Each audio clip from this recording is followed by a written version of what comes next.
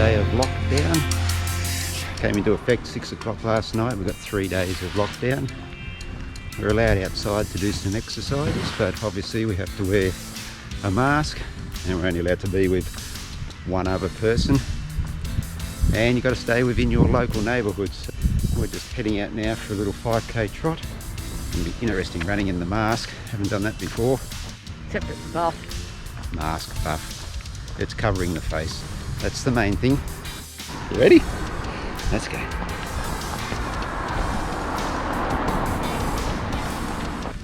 Are you laughing? No, I'm fixing my belt.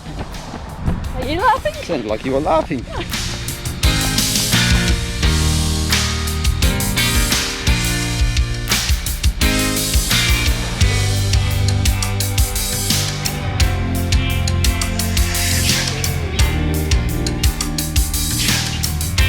My glasses are fogging up. All that hot air. I'm full of it. I know you are. Hear it coming out the other end. Oh, please.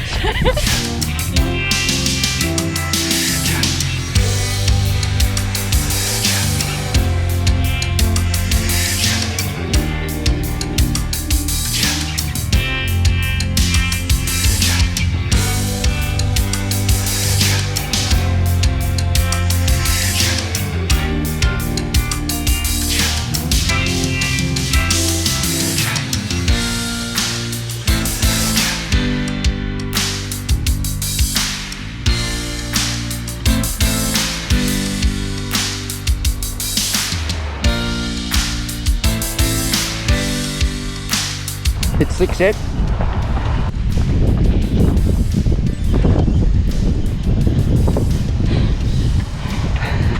Rude with this thing on. It'll take a bit of getting used to. Oh God.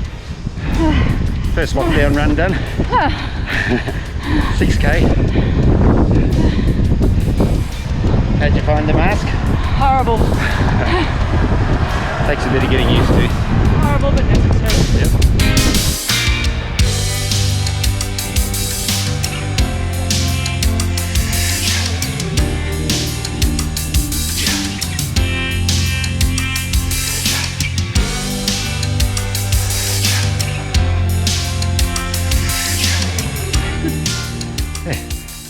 It's a bit hot with that, like you said, but it's a necessity. We've got to do it, otherwise we can't exercise. So.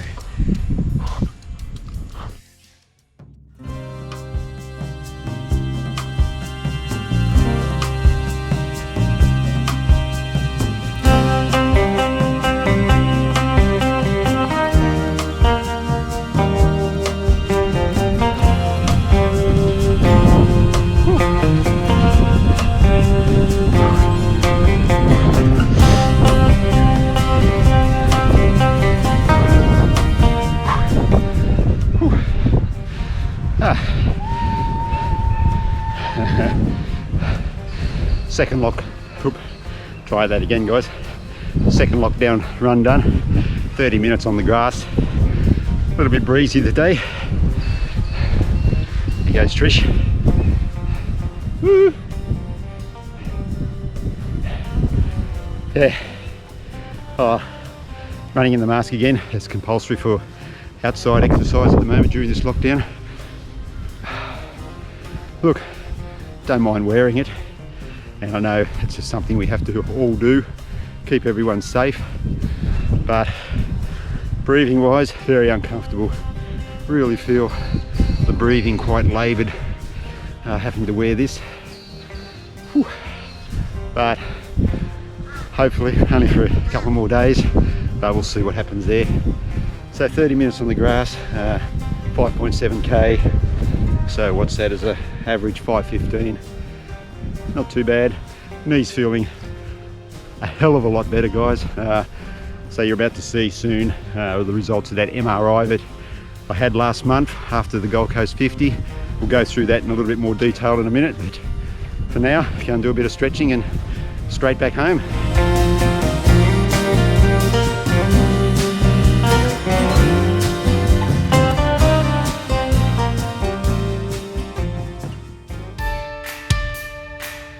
So third day of lockdown, and found out today that the hard lockdown will finish tonight at 6 p.m, so 3 days of lockdown has come to an end.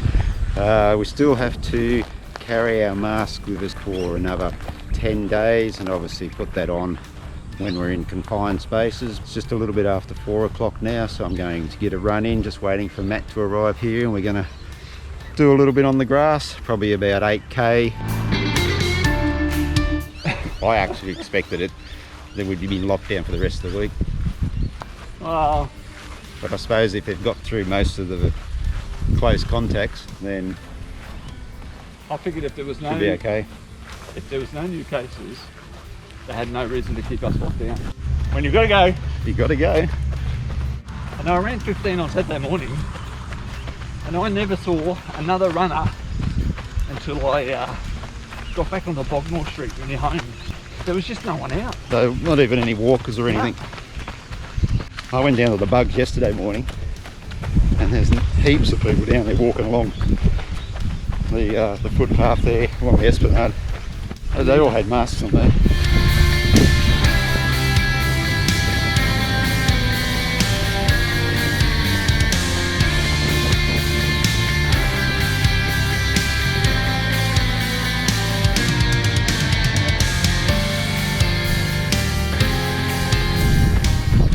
That's it.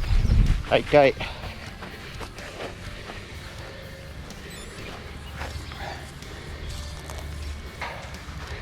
$7.9. Oh, was it? It's 100 metres out. Yep. So I don't know how that works. No. You're on the outside. Yep. Alrighty guys, the results of the MRI are in. What did they reveal about my dodgy knee?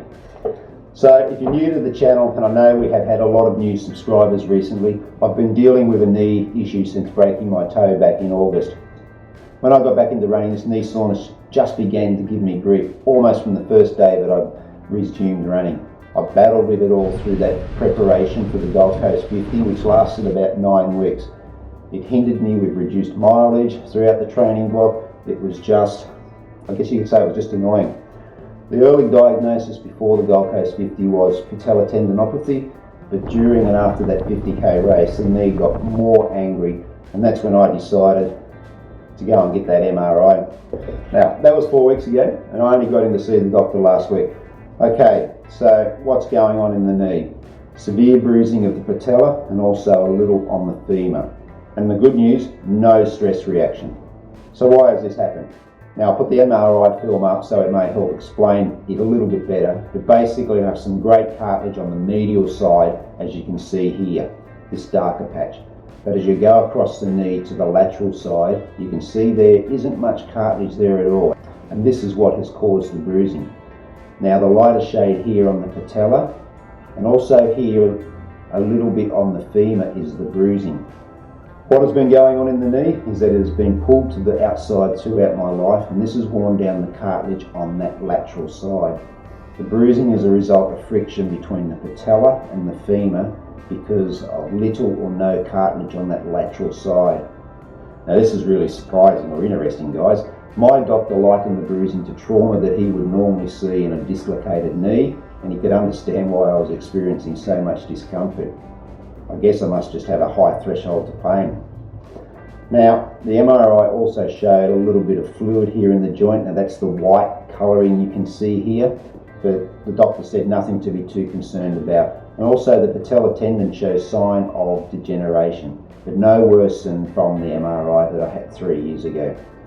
So the doctor's recommendation going forward, well, thankfully he suggested I keep running. But the most important thing now is the management of the amount of running I do. So in the short term, guys, it'll be a lot of trial and error just to see what works and what aggravates the knee. The most important thing to remember is not to place too much load through that knee. Squats are out, hilly bike riding and hilly runs are out for now.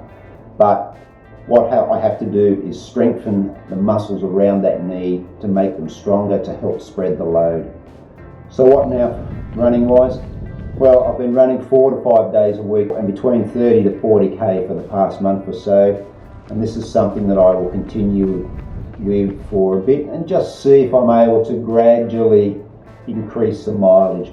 I'm going to jump back into the MAF running, And this is for two reasons. One, it'll be much easier on the body and hopefully the knee. And secondly, I need to rebuild my aerobic base. My aerobic engine has really suffered over this past few months.